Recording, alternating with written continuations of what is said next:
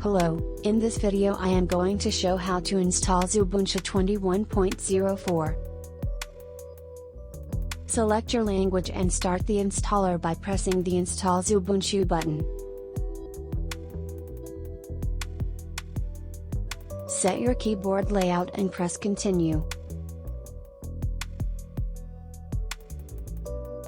Choose the installation type Normal or Minimal, and select Download Updates and install third-party software, then press Continue.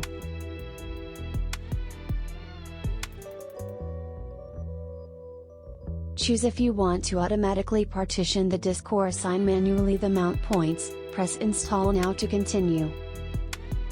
Confirm that you want to write the changes to the disk.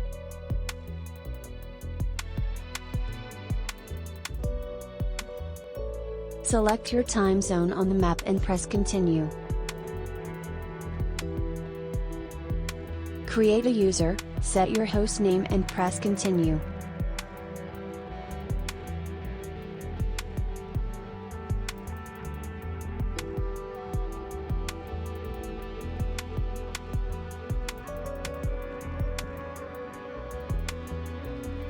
Thank you for watching the video, and please help the channel by sharing, leaving a like and subscribing.